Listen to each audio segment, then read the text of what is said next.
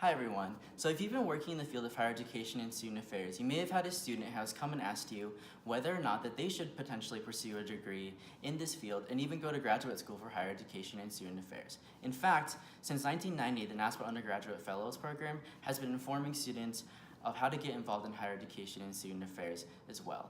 And so, as a current graduate student in higher education and student affairs who also participated as a NASPA Undergraduate Fellow, there are a few that I wish that I had known before I started graduate school about the current climate of higher education and student affairs grad programs and things that maybe we should consider telling our students as professionals. So first is that graduate school looks very different than undergraduate.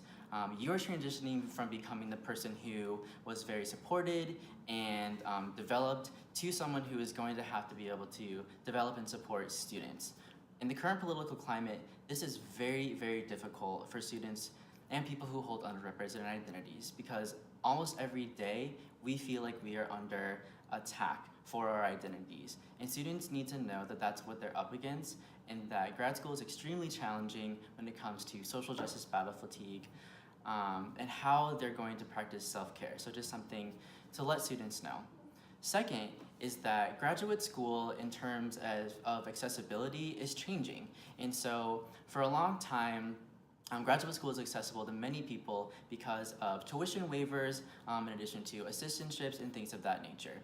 With the new proposed GOP tax plan, these tuition waivers would be counted as taxable income. And so what that means for students who are pursuing master's degrees in higher education is that their taxable income could increase double or maybe even triple, which means that getting that degree is even more expensive. So definitely something to consider to let your students know as they're considering pursuing a master's degree.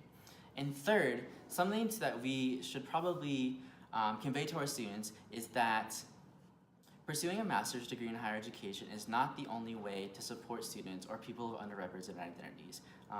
Like myself, this is what I really wanted to do and this is my passion. I wanted to help people feel like they were loved, like they were valid, like they were enough. And there are lots of different ways that you can do this in lots of different fields that doesn't necessarily require a master's degree right now. And students can always come back to higher education and student affairs if they want to and bring this wealth and rich of experiences and all of those things that they've learned over, and it'll really help improve the field as well.